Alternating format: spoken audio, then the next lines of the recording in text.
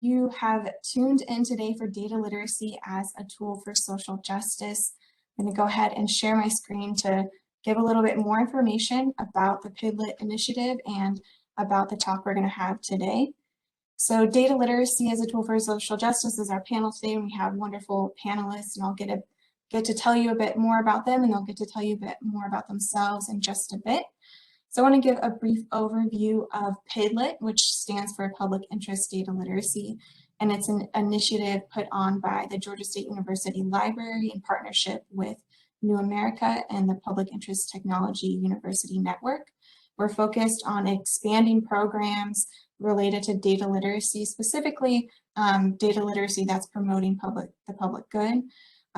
We work on building a more diverse pipeline of students who want to pursue data-related careers and gain data skills.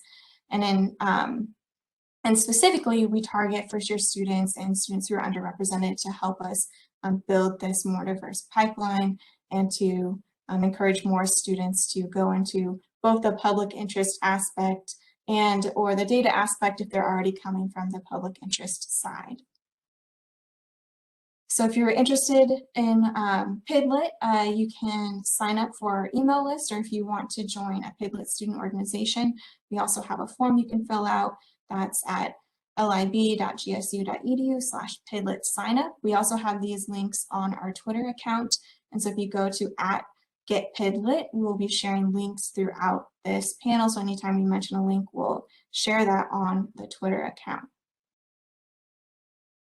So today, we will be talking to Jamelle Watson-Daniels, who is the Director of Research at Data for Black Lives and is also a PhD candidate in Applied Math and Computer Science at Harvard, and as well as Dr. Deandre Smiles, who is a faculty member of IndigiData, an Indigenous data group, and Assistant Professor of Geography at the University of Victoria.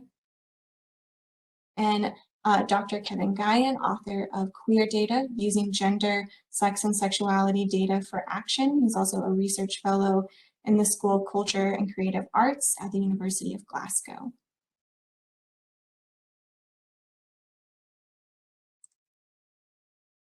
And so I want to start out before we get into the nitty-gritty questions of data literacy as a tool for social justice. I'm hoping that you can all introduce yourself, give us a little bit more information about how you got interested or started working with data and social justice issues. And I'm going to go ahead and start with Kevin, and then Deondre, and then Jamelle. And if you can just give us a brief overview of how you got into data social justice and the work that you've been doing with your associated organizations.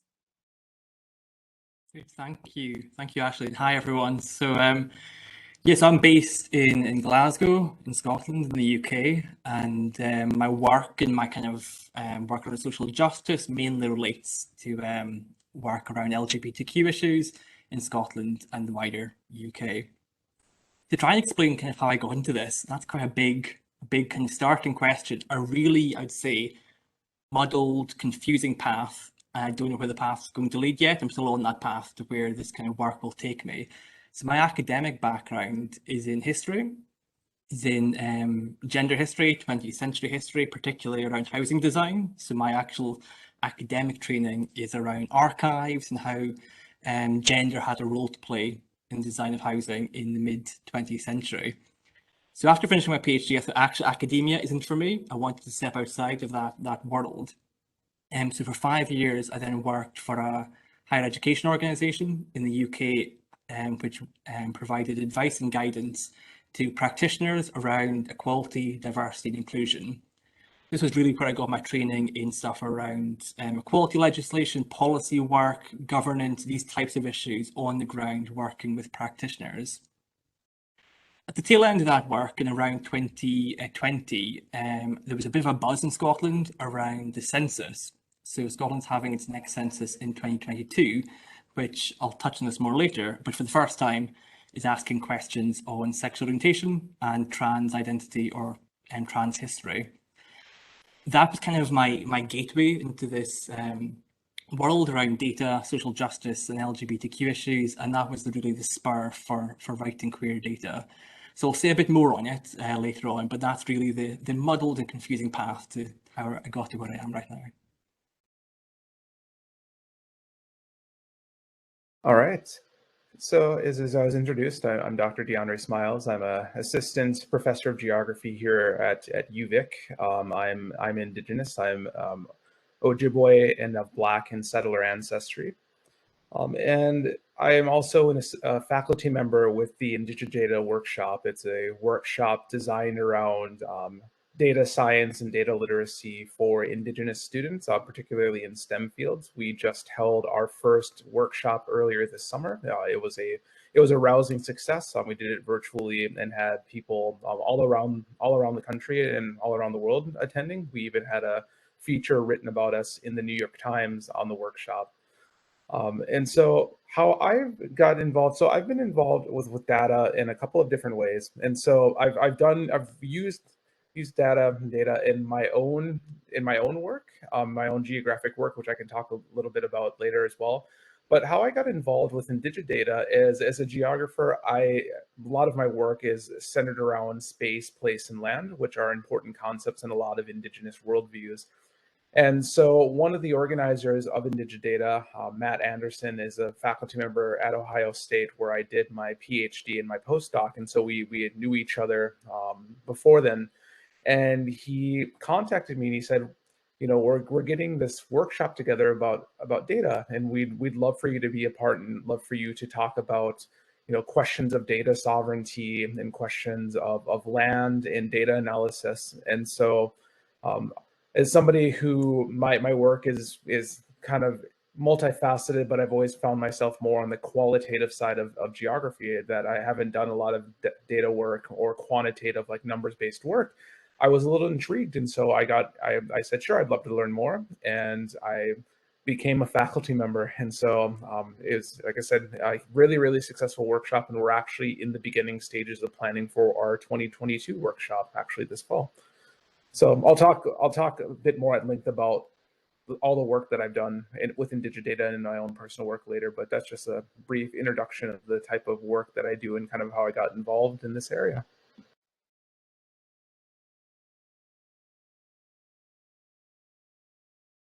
Wow. Yeah, so my name is Jamelle Watson-Daniels. I am originally from a small town outside of St. Louis, Missouri. And I am the director of research at an organization called Data for Black Lives. And how I got interested in data, so when I did my undergraduate degree, I focused on physics and Africana studies, or African American studies. And throughout my time as an undergrad, as a Black woman in STEM, I really had to find my community in the Africana department. And so I found myself in this space of, you know, being a technical person, somebody who is like very nerdy and like very into numbers and math. But at the same time, I found that the community of folks in STEM, especially physical sciences, physics, math, chemistry, was almost like exclusively white male. And so I found it to be a lot of my interest came out of like how isolating that experience felt, and wanting to find a space where I was both doing something fun and nerdy, like using numbers and math, but also doing something that mattered, right? So like in my Africana courses, I learned a lot about like sociology and history and ideologies around, you know, like racism and systems, and that really struck home to me, and so I really was searching for something intellectually that would allow me to be stimulated, but also to feel like I was doing something impactful. And you know, I attended the first conference that Data for Black Lives had, and I really just really fell in love with the mission, and I found sort of my thing, and I started to get more into the more computer science data side. So like in physics, I had experience with huge data sets when I worked in particle physics, but data sets that didn't have anything to do with people.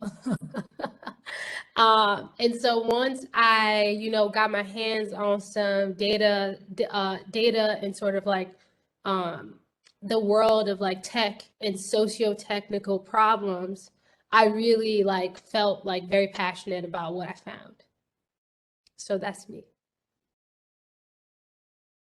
Thank you. Thank you so much for everyone for introducing yourselves. I think it's really interesting to hear the different pathways into data. And I know that our students really value that, to hear the different stories about how one gets interested in data, because we all take different paths to get there.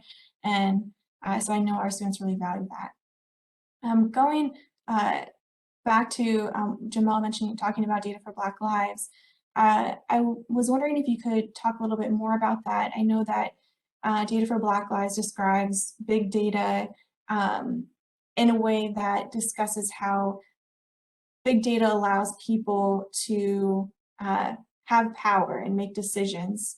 And those who control big data are the ones who are, controlling, in a sense, decision making.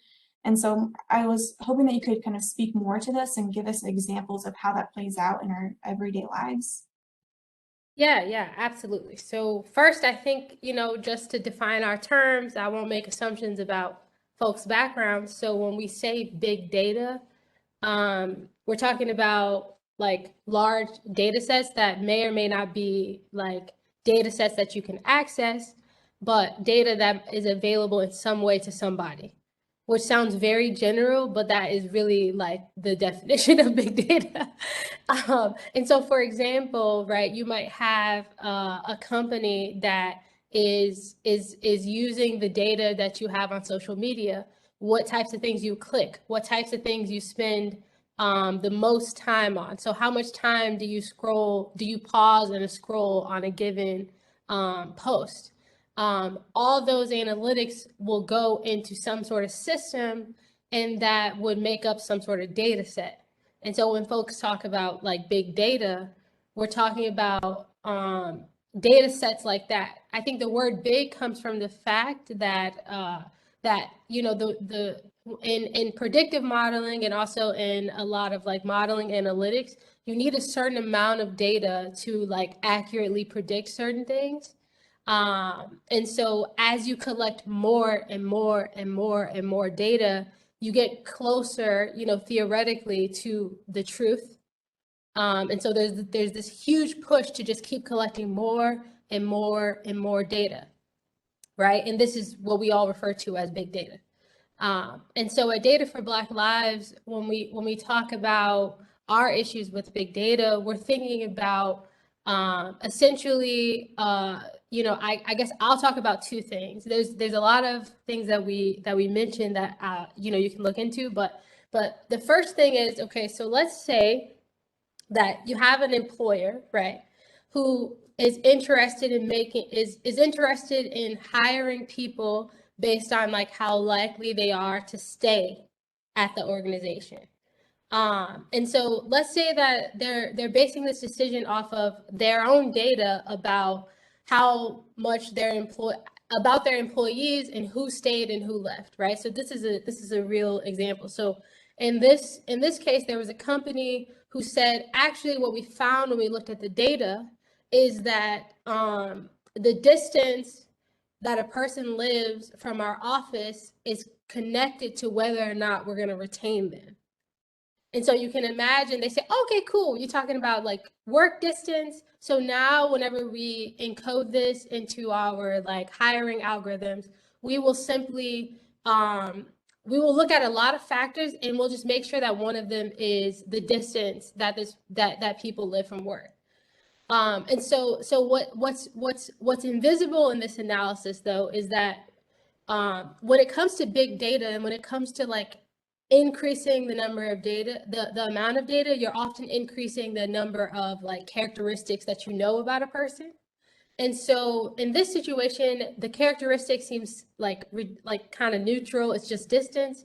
But if you actually think about the context of place and space in the United States, we know that actually where people live is very racially segregated and highly correlated with race. So just incorporating the location of somebody who's applying to your job could be implicitly incorporating a correlation with race. And now you can just imagine how this could result in, oh, our answer to you for why we didn't hire any Black people is because we used these metrics that came from the data we have, right? But underlying this data and underlying the correlations in this data are things that we already know from folks in academia who are experts in these things. They tell us these things are correlated. So at Data for Black Lives, when we talk about pushing back against big data, one of the things we're saying is just increasing the number of characteristics that you have about people, yes, from a technical perspective, may continue to increase the accuracy of your models, right? But from a socio-technical perspective and from a zoomed out big picture perspective, you're also going to incorporate, you can incorporate not just distance, you can incorporate 200 features or characteristics that are all correlated with race. You take out race technically, and now you're going to tell people that this is a neutral algorithm because you technically didn't use race. And so when we talk about pushing back against big data, we're pushing back against this sort of automatic assumption that more data is good. There are instances where more data is not. I mean, in a lot of ways, we challenge this. It's more complicated than just what's good or bad, right? But oftentimes it's presented to you as just good. More tech is good. The better the AI, the better, right? It's very simple. But this may or may not be at the case depending on who you are and how you're interacting with the systems built on this data. So yeah, I'll stop there for now. Oh, no, I thank you for giving that example. I think it's a really good example for that people can understand that if for that company, if they're using their data based on who has worked well in the past and who they've hired in the past has been based on a discriminatory system, there's already bias in there, and they're creating an AI system based on their already biased system. They're just reinforcing that bias. They're recreating the bias. And I think that's something that is definitely a social justice issue that we see when it comes to use of data. I want to kind of dig more into that and talk to Deondre about how that kind of conceptualization of big data, how does that track with your experience and your work with reclaiming Indigenous data or any of your other work that you've had? Sure. So thank you for that question. So in an era of big data and in an era when data is widely available and is of vital importance to so many things, it brings up the question about, well, or at least, among Indigenous circles, and I would imagine in other minoritized and racialized kind of communities as well, like who, brings up questions of data access and brings up questions of, what kind of stories does the data tell, and what kind of narratives does it promote? What kind of narratives does it erase? And in my work, in Indigenous work, especially in my dissertation itself, I did a lot of analysis with death data. Actually, I did a statistical analysis of autopsy data and death certificate data. And one of the main takeaways that I picked up from it is I felt, and this was corroborated by people that I talked with, that data does a really, really good job at dehumanizing people. It breaks people down to these individual data points, that, I can look in a spreadsheet and I can see, okay, so this is when they died. This is like when they died down to the minute of the day. Like, right, here's the location they found them. Here's what happened to the body. Here's if they did an autopsy or not. Here are, multiple codes like the ICD. I think they're on ICD-10 now. It's a series of death codes that basically can outline the causes of death when a pathologist examines a body. You can find out so much data from like these individual data points, but you lose the individual in that, right? It's of personal importance to me because the data set that I got to look at, my aunt who was murdered, right, was actually part of that data set, and I haven't really tried going looking for her entry because I think it would just be really, really tough. But I thought about that. I'm like, I could go in here and I could probably find that, and I could find all these disaggregate information, right? But it doesn't say anything, that doesn't tell me anything about who she was as a person, right? Like, things like that. And that's some of the work that some of the communities that I've worked with kind of do. But also there's broader questions about who has access to this data, right? Indigenous communities have had a long history of data being taken out of these communities and not being shared with the communities in question, or being used for initiatives to dispossess them of lands, to lead to increased policing and incarceration of Indigenous people, to lead to the basically legalized abduction of Indigenous children out of the communities in the name of adoption and social services. All of these different things, that data flows out of Native communities, out of Indigenous communities, and there's not a corresponding flow of benefits back into these communities, right? They're essentially marginalized, and the data is used to further marginalize them in really kind of disruptive and destructive ways. And a lot of times the historic narrative has kind of been, oh, well, they don't really need to know that, right? Indigenous peoples are not scientific. They're not educated enough to really be able to make sense of this. And I take a look at the people that worked with me in IndigiData. They're rock stars, like all of these people, like Matt Anderson, Crystal Sosi, Joseph Urata Chita. They're rock stars. I'm like, I felt like I was kind of like the kind of hanger on in the group, right? Because they're just doing amazing work. And I'm like, this is proof that Indigenous peoples are savvy with this kind of stuff, that we are data scientists, and that we need to be able to be at a point where in an era of big data, we have to have a seat at the table. These communities have to have a seat at the table, and they need to be included in these conversations, and that we cannot have what's been going on where there's this uneven mismatched flow of data going out of Native communities. It needs to be reciprocal if it is to be done at all. Thank you. Kind of with that in mind, I want to turn to Kevin and talk about if you can give us any specific examples of how data related to your area of interest has been used unethically or as a tool to disempower folks or to discriminate against folks. Yeah, I can speak to that. And really touch on and continue the conversation that Jamelle and Deondre have started. I think it's a lot of crossover between all of our work. And I think for me, again, kind of thinking with my kind of historian's hat on, when I went into writing queer data, I wanted to think about actually what is the history of data about LGBTQ people in the UK? And it doesn't take long to realise actually that is not a history of a relationship that is in any way positive. So when we do find data about the lives of folk that we might now call LGBTQ, it's often through criminality or being diagnosed with something wrong, or even more recently around health, particularly HIV and AIDS, and not in any way painting the full picture and the full diversity of LGBTQ lives. And bringing things up to the present day, I realised actually that is not a history that we want to base our data sets on. That's not a history that we want to base our big data sets on.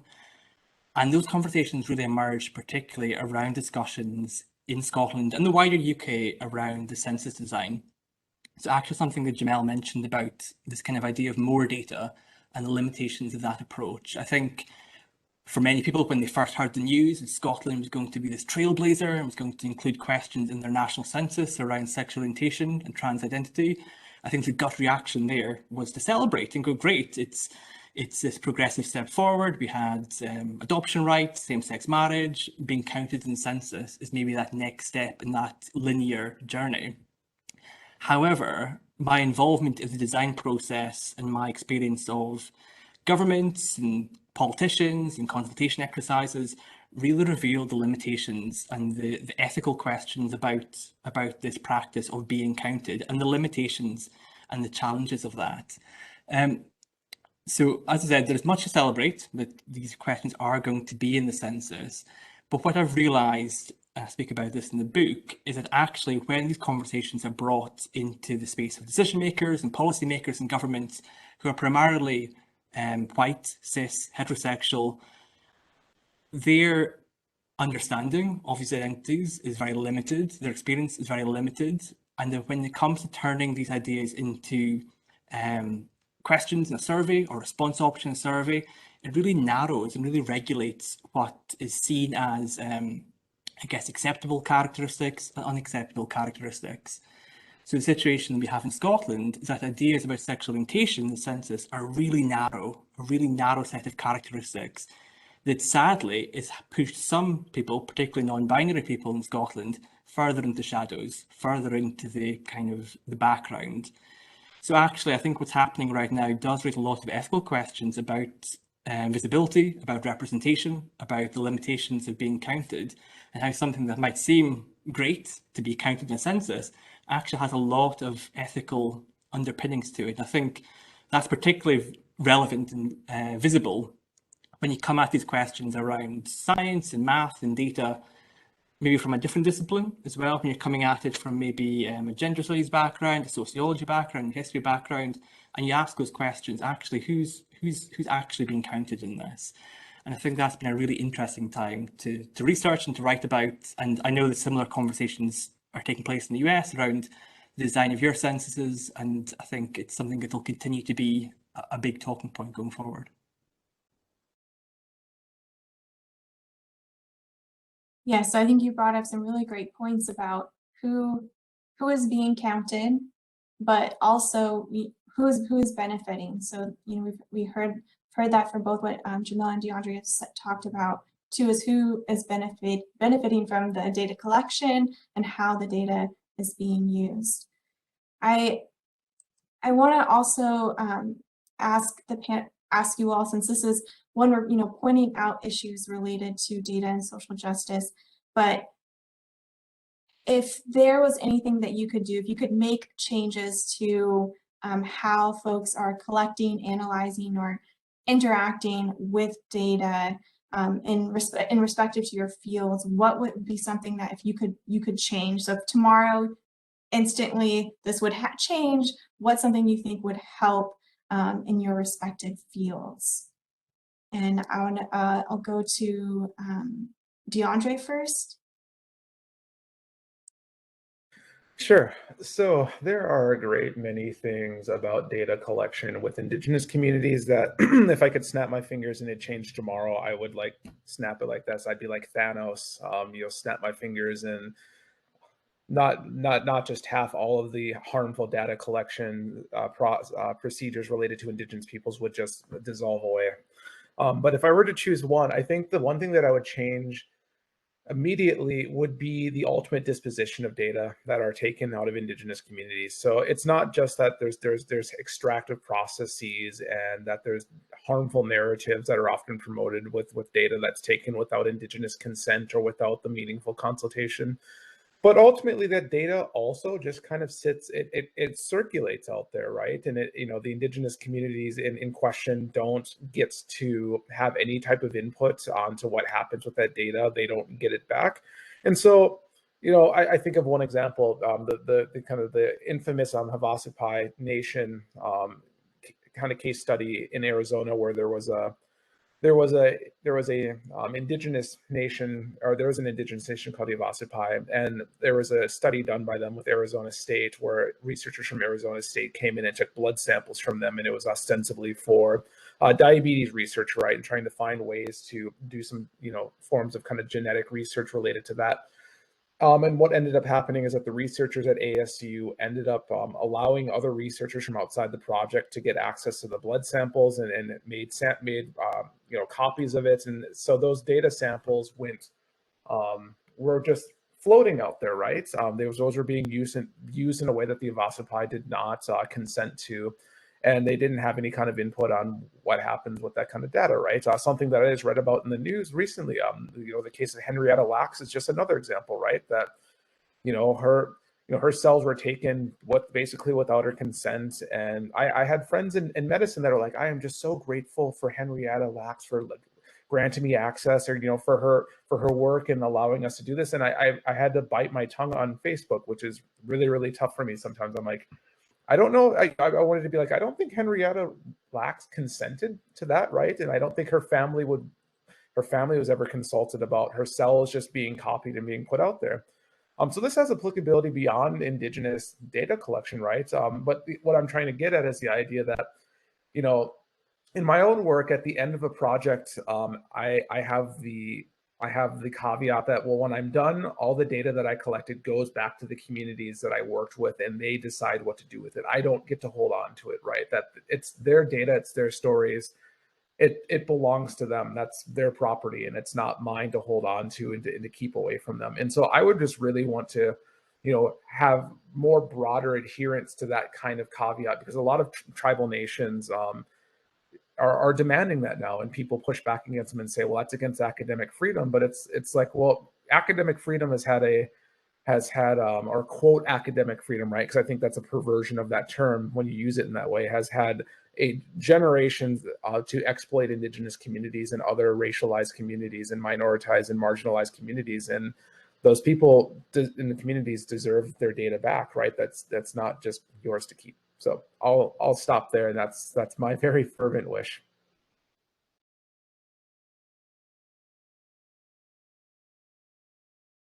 Jamelle or Kevin? I can have a quick one. Again, there's 101 things I would like to change. I think particularly with my work with diversity, equality, and inclusion practitioners, and in kind of government, in kind of public policy work, what I find really interesting and something I would love to change is collecting data about problems. There's so much data being collected about what's wrong with X, Y, what's wrong with health issues with LGBTQ folk, employment issues, education issues. All this knowledge about problems, I think, is actually quite damaging in a variety of different ways. So in many areas of life, and the UK, I think, is quite advanced in regards to its data collection approaches around gender, sex, and sexuality. But in many areas, we have enough evidence of what the problem is. I think what we have to move on to is start collecting data and using data to get an evidence base for how do we fix that? What's the solution? And how are we going to devise an evidence base that shows what works and what doesn't work? I hope the tide is maybe starting to turn. I think I'm seeing more and more studies in the UK, at least, around using data for action and using data to actually test interventions, test initiatives, and stop using data just to kind of show what's wrong or the inequalities or the horrible experiences that many LGBTQ people have. So my one wish and my one hope would be more data around fixing things and less data on the problem. Yeah, I think those are great answers, and yeah. So if I could change something like Thanos snap, I think the first thing. So at Data for Black Lives, we have this campaign called "No More Data Weapons," and what we think about is the ways that technology built on data has been weaponized specifically against the Black community. So you've probably seen the campaigns against facial recognition and predictive policing analytics, against the consolidation of gang databases, things like that. And I guess if it was like a magical world, what we would have is sort of the halt of the deployment of tools that are weaponized against us like now. Like just stop, just completely outlaw them. And I think the problem comes out of the fact that, so in the sort of like timeline of the way that technology has been rolled out, you know, the startup tech culture is like break things fast, move fast, make a lot of mistakes, just keep going quick. And I think that works. I mean, we've seen that it's very successful for like tech development, but it creates a lot of problems when you actually deploy these algorithms in real human situations. And so in some ways, what I would like to see is a slowdown, and also like almost like what Kevin is saying is like a reversal, right? So instead of saying, look, we have hundreds of years of racist policing data that we're now going to use to build algorithms that do the same thing, we would start with, okay, is policing working, right? Is this working in the United States for everybody? No. Okay, then what would we like to see? And then maybe if introducing an algorithm or technical solution makes sense, we would do so intentionally, right? But what's happening right now is you know, what a lot of folks call like tech chauvinism, which is if it looks cool and fancy and they say that it's AI, then like we'll take it and we'll deploy it. And then the burden is on us, right? The burden is on you, who may or may not even understand what the algorithm is doing, to say, wait a minute, I don't think that the facial recognition is fair to people who look like me. Or, hey, I don't actually want to be surveilled constantly when I go to CVS, when I go to Walmart, when I go to the train. Hey, wait a minute. Whoa, we all came out of quarantine, and it's like, I mean, in the US, surveillance has ramped up like crazy and nobody said anything, right? So it's like, if we could sort of hold up, like, wait a minute, and then say, if we could have had a say in the rollout of these technologies, that would have been nice. So yeah, that's my convoluted way of saying that. I would halt the deployment of data weapons. And thinking about, so data, we've shown that data can be in itself a social justice issue, and not just the data that's collected, but how people use the data that has been collected and how they collect the data. And I want to make sure that we have a time to talk about how, and you kind of mentioned this or referenced this, how can we use data as a tool for social justice? Like, what can we gain from data that exists, or are ways to collect data that can be used better in the future? Do you have any strategies or ideas on how we can use data as a tool to empower folks to make social change? I'm sorry, Jamelle, do you want to, I feel like you were about to say something, so I wanted to go to you, and then any other panelists who want to answer as well. Did you say me? Yes, I thought you were about to say something. Oh, okay. No, I just couldn't hear the name you said. Yeah, I think that, you know, people ask us this question all the time because they say, you know, a lot of your work is like very critical. So can you give us like an example of like something that was really good? And I think the reason why it's so hard, or the reason why like you'll find that when you talk to folks, and my panelists can tell me if you disagree, but I've found that most people working in this space are very hesitant to give an answer to this, but it's because there's almost like an over, like it's the answers to this are like available when you like look at advertisements on TV. Like it's like everyone is telling everyone that like data and tech is the answer to everything, over and over again. And so I think when we're in this space of like trying to hold tech accountable and trying to like use it in just ways, we're like very careful about saying, yeah, sure, you can do that one. Because usually people don't need convincing that this is like a great solution for them.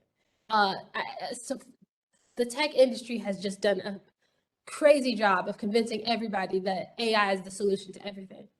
But I will say that I'm gonna piggyback on Deandre and what I assume you might say. So sorry about this, but essentially, what's true for Black folks who are oppressed in the U.S. and also I've talked to some other communities that agree is this question of data access and data ownership. So I think that there's a lot of good uses of the data that we have, and the question becomes like, who gets to make the decision about how it's used? So one of the things that they've done in the UK, I mean, they have a lot more regulation than we do, but one of the models that they're considering like pretty widely is this idea of like community-based like data access and data collection. And one thing that we talk about at Data for Black Lives is this idea of a data trust. So if you have like a committee of community members, it's similar to how U.S. Indigenous communities deal with their data practices, right? If you have a community of folks who is representative of the smaller subsets of communities who actually owns and operates the data, I think you're going to get a lot more of these like beneficial and productive solutions out of what they see in the data, right? So even like for COVID, right? If you have a community, you have data on all of our elders need to go to the grocery store at this time, and they all tend to need these things. Like you can use data in communities for things that are relevant to that community in the best interest of the community if you have like a more localized view of it. So that would be my like answer, but I'm also willing to admit that like that's why I gave you that whole first feel of like that's why I'm hesitant and not gonna give like any super intense answer. But I'll let Kevin and Deandre talk now. Yeah, thank you, Jamelle, for answering that. I had a blind panic when you asked that question, Ashley, because I could not think of any quick, easy answer to kind of the good uses around data. I think there's a place for folk being critical. I think, as Jamelle was saying, there's enough celebration of data, of tech, of big data. I think there's more room for some critical voices in the room like us to kind of ask questions, to kind of go, hold on a minute, are we doing this the right way? Why do we want to be doing this? But I think particularly also, sometimes, particularly my work around censuses and big like national surveys, I think it's important for me and LGBTQ communities to not overlook the power of visibility and representation. I think as much as I'm critical about the design, about data collection practice, about response items, there is something about being seen. There is something really important the next March. Everyone in Scotland over the age of 16 will be asked a question about your sexual orientation and whether you identify as trans or not. The conversations that data exercise will open up in households from the big cities to wheat farms is a really important moment. So I think as much as I'm often complaining about data, there are some really success stories about its role in bringing communities to light, bringing lives into focus. And I think that's something that I'm sure we all kind of are aware of and conscious of, and sometimes it's good for me to remind myself of that when I'm complaining about all the woes of data.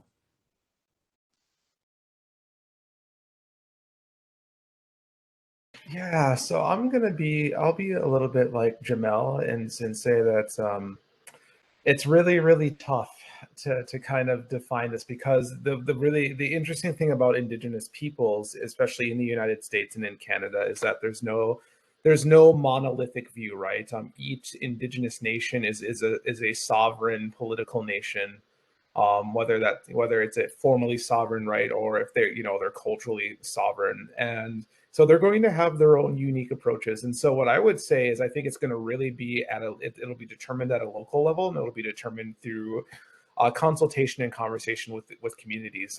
Indigenous nations in the United States, in particular, and that's probably where I can speak the most to, because that's where my work has been historically and currently is. it's becoming more and more frequent for Indigenous nations to have an institutional review board. And the IRBs that I've worked with in my work, they're extremely savvy, right? And they have robust policies related to data stewardship and data management and things like that. And so I would say that, you know, I would say even as an Indigenous scholar, 90% of what I've learned about how to ethically engage with the community has come through these conversations, right? Has come through kind of learning, you know, what works for one community might not work for another community, and so on and so forth. And so I would say, you know, it's the tough thing is there's no magic bullet to do this, right? It is going to be you have to have conversations, and you need to kind of take the slow route. There is no magic super highway towards, you know, yep, every Indigenous nation is going to give me ethical approval and they're going to be completely on board with what I do. It's a long process. I spent the entire first, like the summer after my second year of my PhD degree, I was in the field already, because my advisor and I said, well, we're going to have to spend an entire summer and even beyond that just talking with the communities and even just introducing my project before they even approve it, right? And it was a very enriching process. That summer of fieldwork is probably still one of the highlights of my academic career, because it was just talking with people and hearing them out, like actually listening, right? Like we promote too much in American society, listening for the sake of responding right away, right? Like we listen, but we're always thinking about formulating the response to the question or to the point that somebody's trying to make. And that's not the type of stuff that you do. You sit there and you listen, and you may not have a response, and that's perfectly okay. You sit there and you sit with what's being told to you, and you let it marinate in your mind, and you reflect upon it, and then you take action based on that.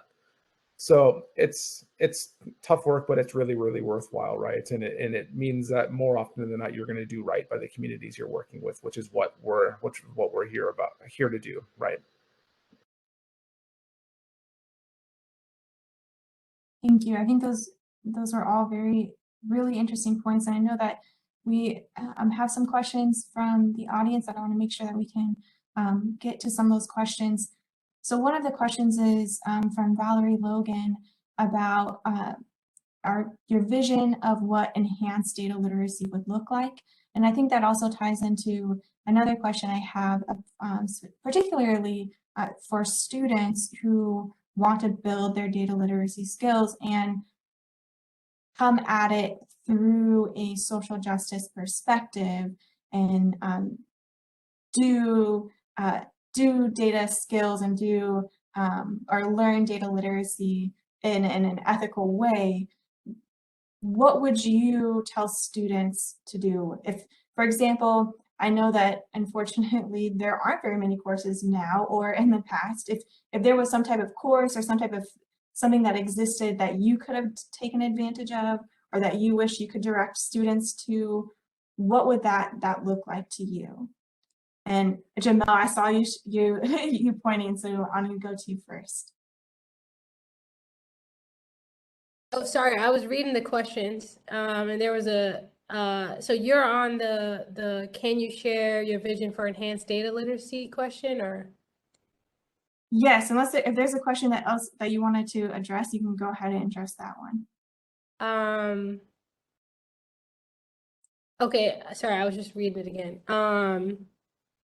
So enhanced data literacy, what would that look like? So one of the things that happened that we all kind of saw on social media when in March of 2020 was everybody became like a data scientist on your Facebook and Twitter feed, right? Like everyone was talking about flattening curves, and we were having a public discussion about flattening curves, which, like, what the hell does that mean pre-March 2020, right? Like if you're not a data scientist or someone who looks at data, like that may not even have been something you had ever thought about, right? So one of the things that comes to mind with the vision for data literacy is, one, that folks would have some sort of baseline way to interpret data as it's presented publicly, especially in this moment for public health data, right?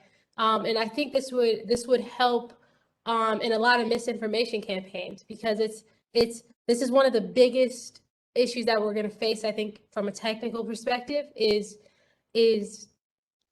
a lot of the way that you mislead people is by like skewing things, and if you have enhanced data literacy across, let's say, Georgia, right? Y'all are in Georgia, right?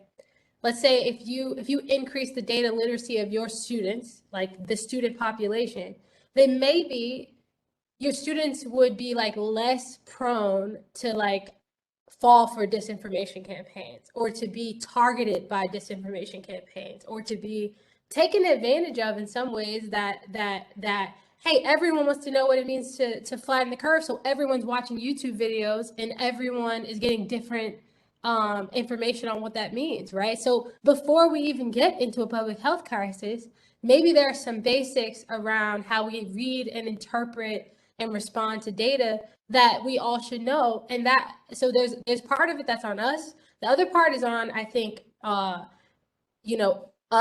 me moving over into the scientist side of like making it more accessible and interpretable. So no, you actually don't have to be able to code and build mathematical models to be able to make, to be able to interpret data, right? The bar is actually not that high. If we removed our egos and our scientific chauvinism and stopped playing games, then we would be honest about the fact that, data literacy doesn't have to look like getting a degree in math. It can look very accessible to everybody at all levels if we made the effort to like to actually value it and put and I think like put a standard together that is accessible to everybody. I don't know if that makes sense, but that's what your question makes me think about. I'll jump in there just because something you said to me really spoke to me, Jamelle, because my background is not in any way in data science, in stats, in math. It's probably one of my weakest subjects. My arrival at this point is through a real muddle of subjects. But as you're saying, it's not a high bar to find your way around numerical data. And I think the critical thinking skills you need to bring together data and social justice are more important than being a maths whiz or being the super duper kind of quant statistician.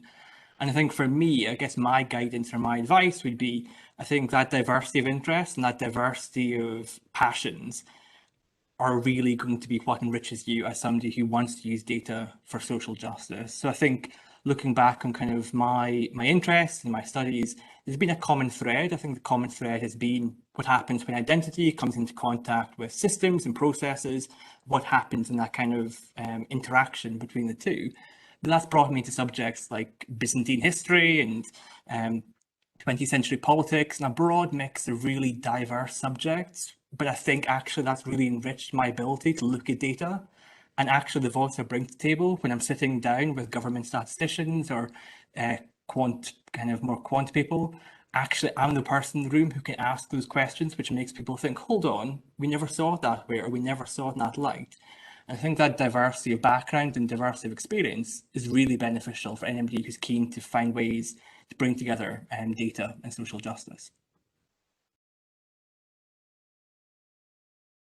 And I kind of want to end for our last question on something that you all brought up in that last part, and is the part about math and statistics, and that a lot of people have fears. We hear from our students that they avoid data-related majors or careers due to these past bad experiences that they've had either in math or in early STEM classes.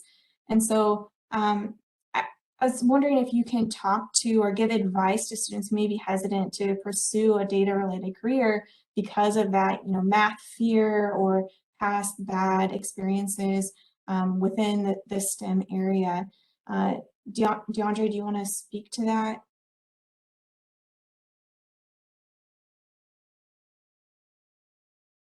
Yeah, could you repeat that question just one more time? My computer glitched out about halfway through, and so you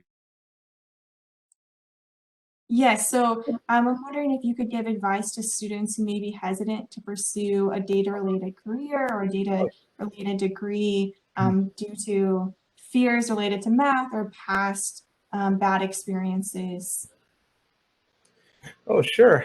So this is so I'm always hesitant to call myself uniquely qualified to do anything, right? Imposter syndrome will do that to you, and it's not really culturally appropriate for me to kind of do that based on my own kind of tribe, my own indigenous nations kind of worldviews. But as somebody that was a routine C student in math in high school and like barely made it through my 2 required semesters of stats in undergrad, I think the biggest thing is I actually want to tie this into somebody mentioned in the chat that, there's often this kind of argumentation that, quantitative methods are really are the sole like objective way of taking a look at things, and that kind of, and that there's often a narrative that people are like, oh, well, stats is just math, right? Or stats is just numbers, and data is just numbers.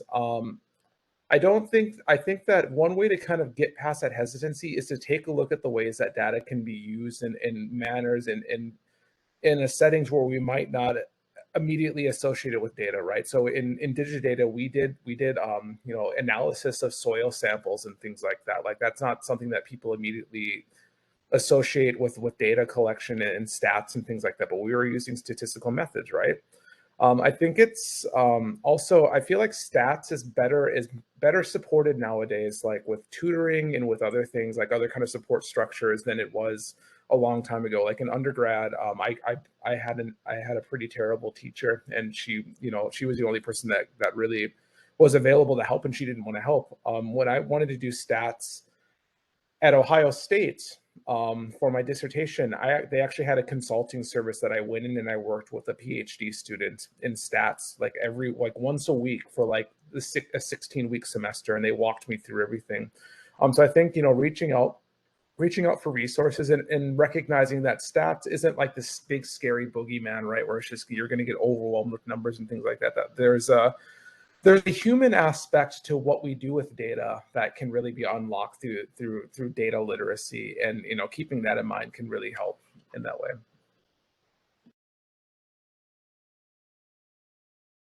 Is there any last closing remarks? Any of the I was panelists? gonna say, find your people. College is hard. STEM departments are hard, and not just because the science is hard, but because there's a lot of things that we deal with, as Deandre said, imposter syndrome, actual systemic racism that you'll encounter, colleagues who talk down to you or are just not good teachers. And I think you got to find your people. We are happy to welcome you in our network at Data for Black Lives, if that makes sense. I think the same is true for IndigiData and other communities, and find some people who don't make you feel aren't condescending and don't make you feel like they're constantly questioning your competence and your value and contributions. I think you have a lot to contribute. I mean, there's a reason why Facebook and Google are hiring social scientists now. I think even if you don't have a technical background, even if you do, what we really need and what's becoming obvious to me right now is we need people who can translate, because the tech people also have a problem where they're, some, not myself, but some folks who only do math and statistics cannot for the life of them do the social analysis. And we need translators. We need people in the middle. So you don't have to be trained as a mathematician if you can talk to mathematicians, right? There are a lot of opportunities now that did not exist even 3 years ago. So talk to people, get in the right, circles, and I think you'll find your space.